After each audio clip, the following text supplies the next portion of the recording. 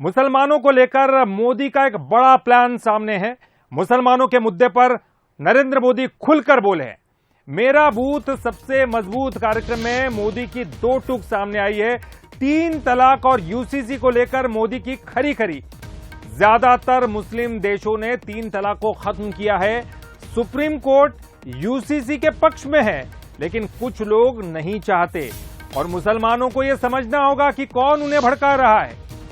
पसमंदा मुसलमानों को लेकर एक बड़ी घोषणा भी हो सकती है।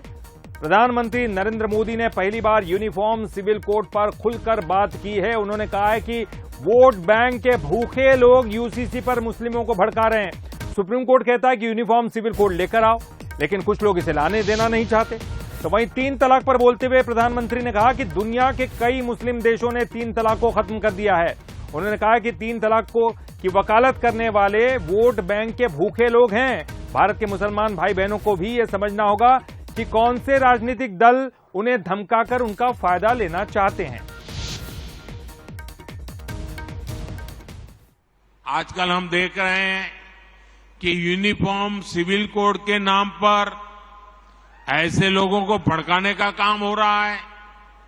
आप मुझे बताइए, एक घर में परिवार के एक सदस्य के लिए एक कानून हो, परिवार के दूसरे सदस्य के लिए दूसरा कानून हो, तो क्या वो घर चल पाएगा क्या? हमें याद रखना है कि भारत के संविधान में भी नागरिकों के समान अधिकार की बात कही गई है और सुप्रीम कोर्ट ने बार बार कहा है। सुप्रीम कोर्ट डंडा मारती है, कह रही है कॉमन सिविल कोड लाओ।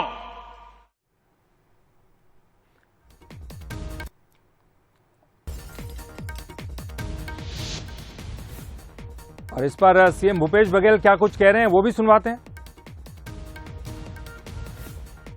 बस हमारे छत्तीसगढ़ में आदिवासी हैं, वो तो रूढ़ी परंपरा के हिसाब से उसके नियम हैं, उससे गवर्न होते हैं। अब सिविल कोड कर देंगे तो हमारे आदिवासियों की जो रूढ़ी परंपरा उसका क्या होगा? तो ये केवल एक चीज नहीं है जिसके बारे में हम लोग चर्चा करें। बहुत सारे जातियां हैं जिसकी अपनी परंपरा है, उसके हिसाब से वो गवर्न करते हैं और संविधान में भी उसको कहीं न कहीं उसको मान्यता मिलती है। तो उन सब चीजों को हमको देखना पड़ेगा। केवल ये देश जो है विभिन्न जाति, विभिन्न धर्म, विभिन्न प्रांत से मिल के बना है और ये गुलदस्ता है और इस गुलदस्ता में बहुत सारी चीजें हैं जिसके अलग अलग उनके मानने वाले हैं। तो उन सब चीजों, सबका भावनाओं को हमको देखना होगा। चलिए आपको ग्राफिक्स के जरिए बताने की कोशिश करते हैं कि ये कॉमन सिविल कोड आखिर है क्या।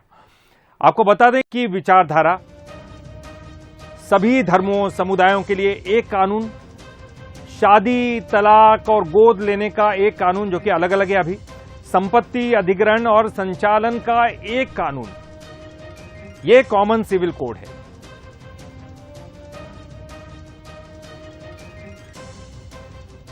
तो आपको बताया कि क्या है यूसीसी, ये भी आगे बताते हैं आपको कि कौन कौन से देशों में यूसीसी है। तो कॉमन सिविल कोड और कौन कौन से देशों में अभी इस वक्त है आपको ये भी बताएंगे। Pakistan, Bangladesh, Malaysia, Indonesia, Sudan, मिस्र, अमेरिका, आयरलैंड में यहां कॉमन सिविल कोड लागू है।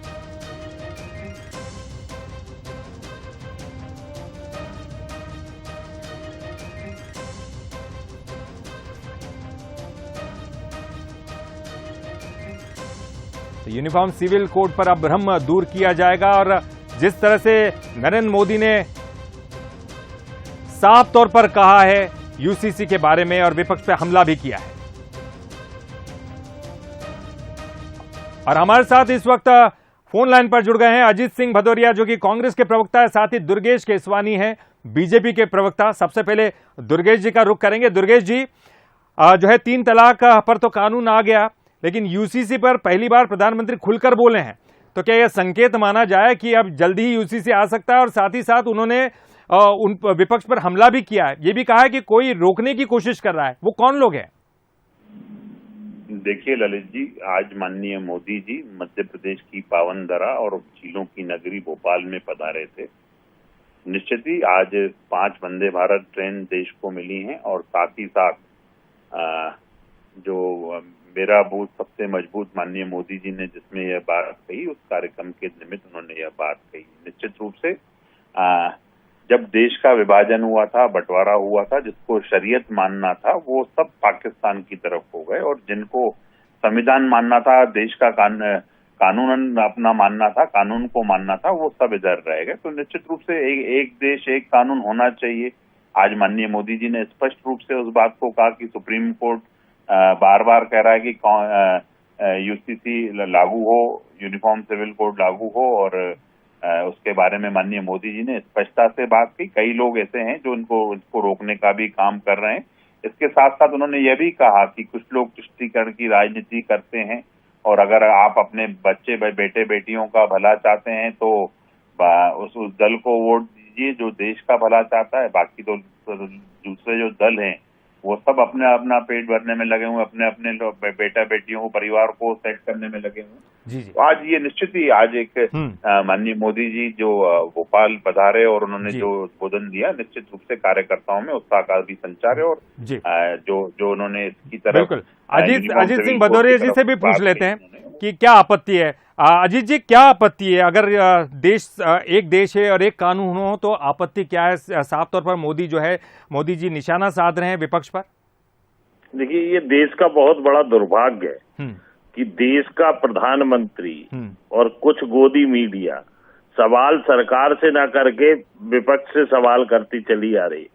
प्रधानमंत्री आज जिन चीजों पर जवाब देना चाहिए, एक विजन पेश करना चाहिए। आप मध्य प्रदेश में आए हो, वहां पे भी आप आके पोलराइजेशन की बात कर रहे हैं। अरे मोदी जी, आपके लॉ कमीशन ने मना किया है, उसने आपत्ति की है कॉमन सिविल कोड पर।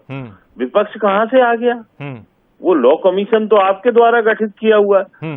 उसने जब आपत्ति कर दी आके, और आपको अगर लागू करना है तो लागू करिए, पर मंशा तो साफ रखिए।